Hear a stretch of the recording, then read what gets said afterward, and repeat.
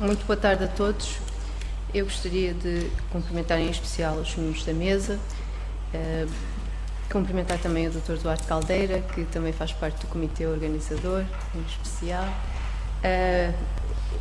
Tendo em conta o tema deste painel e numa altura em que se sucedem os ataques terroristas em território europeu, muitos cidadãos interrogam-se o que tem feito a União Europeia com vista a prevenir e a combater o terrorismo, podendo até alguns cidadãos, talvez um pouco mais céticos, acusar a União Europeia e os Estados-membros de passividade.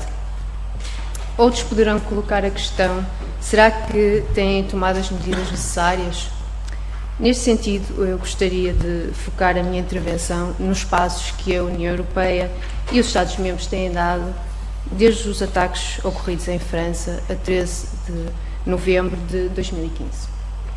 E refiro-me aqui aos passos legislativos que têm impacto na esfera nacional, precisamente por ser um pouco, não é muito conhecido este plano legislativo e, portanto, gostaria de destacar aqui a sua importância e principalmente na prevenção e no combate ao terrorismo, não fazendo aqui sempre uma ressalva que a União Europeia tem adotado documentos estratégicos e também medidas não legislativas, como, por exemplo, o combate à radicalização.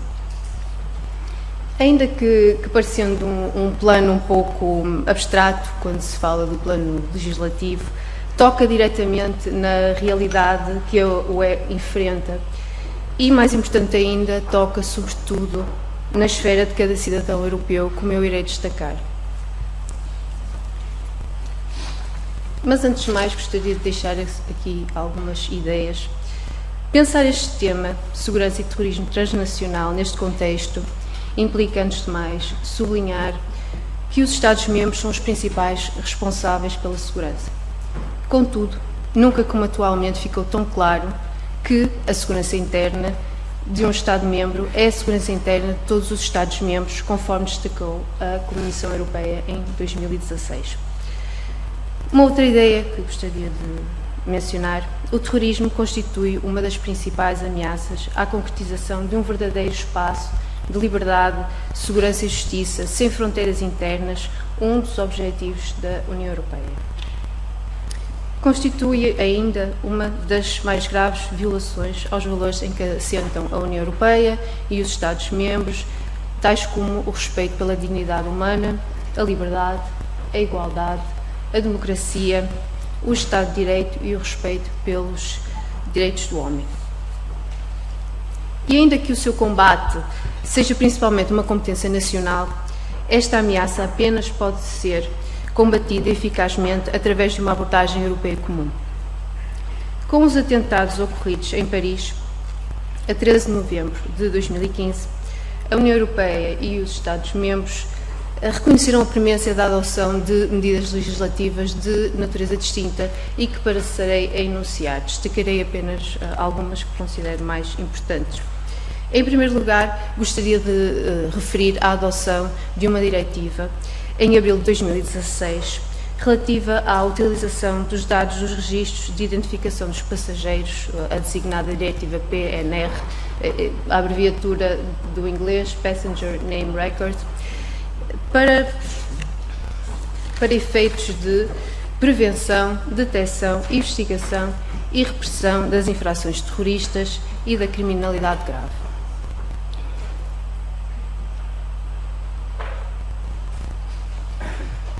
De acordo com esta diretiva, as transportadoras aéreas têm de fornecer às autoridades dos Estados-membros os dados dos voos extra-UE.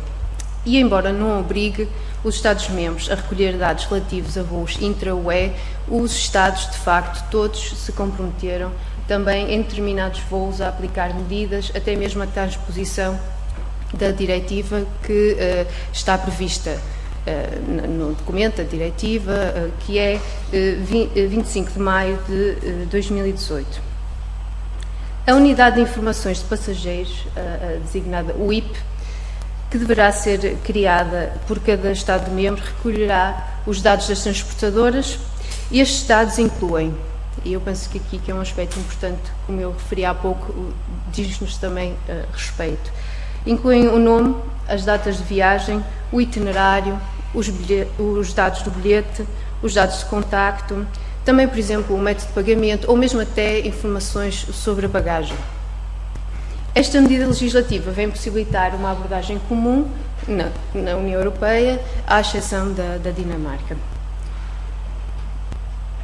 A relevância desta diretiva é significativa. Por exemplo, os dados recolhidos poderão ser utilizados para proceder à comparação com várias bases de dados sobre as pessoas, a fim de obter provas e, se for caso disso, detectar cúmplices de criminosos e desmantelar redes criminosas, que poderão até financiar o terrorismo. A avaliação dos dados permitirá também identificar pessoas insuspeitas de envolvimento em infrações terroristas. Antes de tal avaliação, portanto, seriam insuspeitas, depois da avaliação passariam então a ser suspeitas, em alguns casos, e nesse caso deveria então essa pessoa ser sujeita a um controle pelas autoridades competentes. Em segundo lugar, importa elencar a aprovação de um regulamento em maio de 2016, que entrará em vigor a 1 de maio do presente ano, que atribui competências à Europol, atualmente designada Agência da União Europeia para a Cooperação Policial e, portanto, com implicações no plano operacional, portanto, entre polícias de diferentes Estados-membros ou então entre estas forças e a agência. Aqui, sobretudo, refere-se a uma intensificação do intercâmbio de informações, reforça também a necessidade de os Estados-membros fornecerem mais informações à Europol. Estas novas competências permitem ainda estabelecer unidades especializadas mais facilmente para que possa responder de forma mais rápida a ameaças emergentes, como é o caso das ameaças terroristas. Também estabelecem regras claras para centros que vão sendo estabelecidos pela Europol, como é o caso do Centro Europeu de Luta contra o Terrorismo, que se tornou operacional em 2016. A Europol pode também trocar informações com organismos privados, como é o caso de empresas, e aqui estou a pensar até em redes sociais, como por exemplo o Facebook, isto porque se a Europol detectar que uma página está a ser explorada e gerida pelo Estado Islâmico, poderá então sinalizar, pedir ao Facebook para fechar essa página, o mesmo acontecendo, por exemplo, com uma conta no Twitter, etc.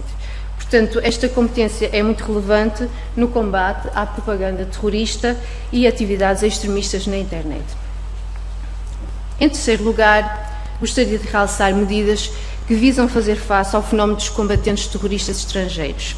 Portanto, aqui esta designação significa cidadãos europeus que se juntam a grupos terroristas em zonas de conflito, recebendo treino militar e que representam uma ameaça potencial para a segurança interna europeia quando depois regressam.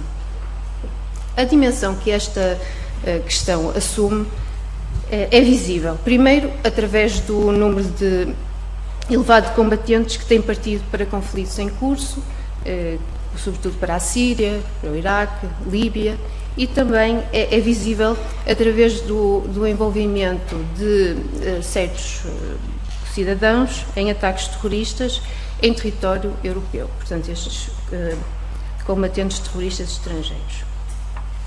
Dentro destas medidas, eu gostaria de destacar duas, especialmente. Uma primeira medida que gostaria de realçar é a adoção de uma diretiva, muito recentemente, em maio deste ano,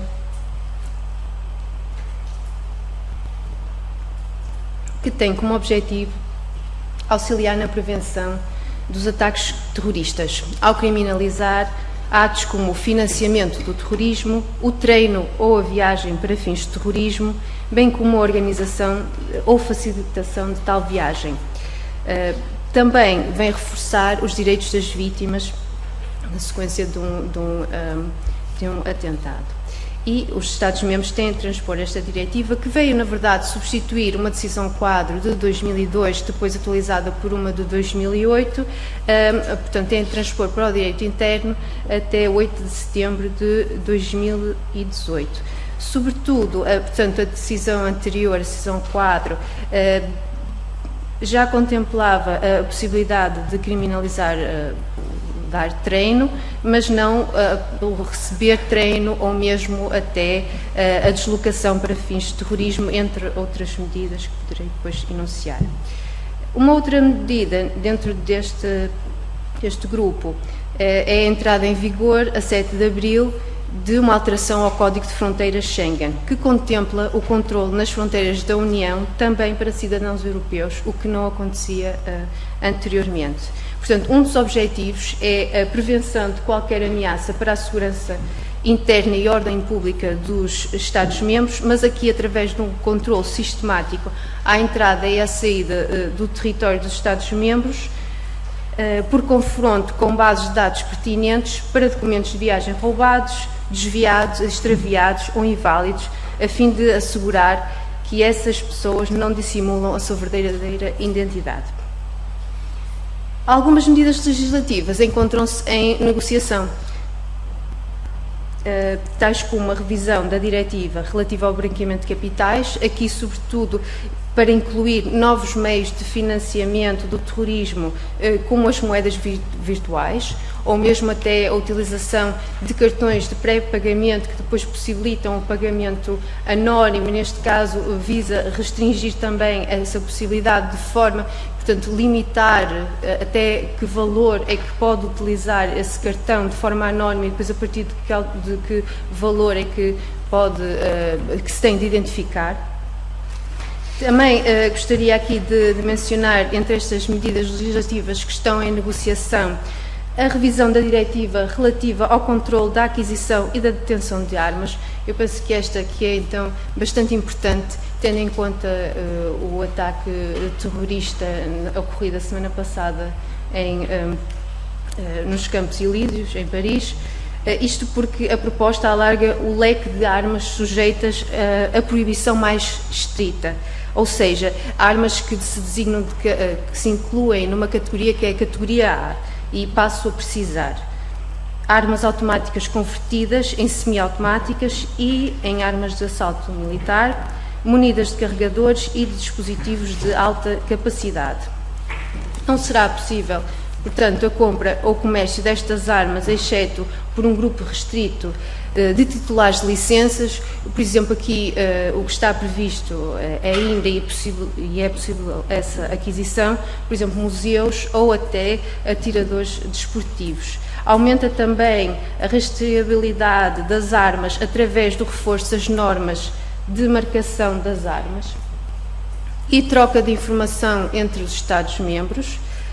E de referir ainda o sistema de entrada e saída da UE, outra medida que também está a ser negociada, isto com vista a estabelecer um sistema de registro que controla a entrada e a saída e também até a recusa de nacionais de países terceiros.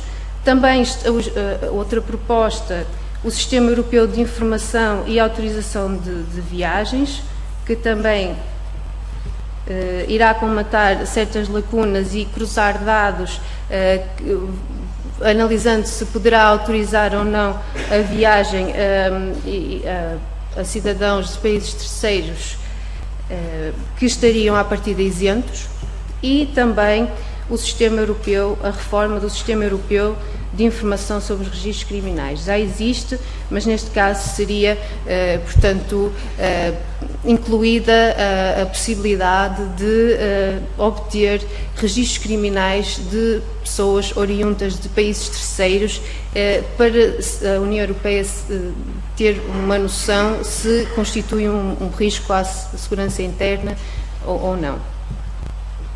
E, portanto, este sistema europeu de informação sobre os registros criminais articular-se-ia com o Sistema Europeu de Informação e Autorização de Viagem. Os diferentes ataques que se têm estendido no mapa europeu, Paris, Bruxelas, Nice, Londres, Estocolmo e novamente Paris, demonstram a necessidade de tais medidas. Na verdade, o terrorismo ao assumir inúmeras manifestações, por um lado, e por vezes complexas ramificações por outro, também o seu combate, sua prevenção, passará também por formas distintas. No entanto, é certamente problemático que o prazo de transposição para o direito interno de algumas medidas remeta para 2018 e que outras medidas ainda se encontrem em negociação, quando, na verdade, já se exigia a sua vigência. Também o equilíbrio entre a segurança e a liberdade poderá ser difícil de alcançar, mas estas medidas vão, sem dúvida, ao encontro do apelo proferido em 2016 pelo Comissário da Migração, Assuntos Internos e Cidadania, Dimitris Avramopoulos, e que passo a citar.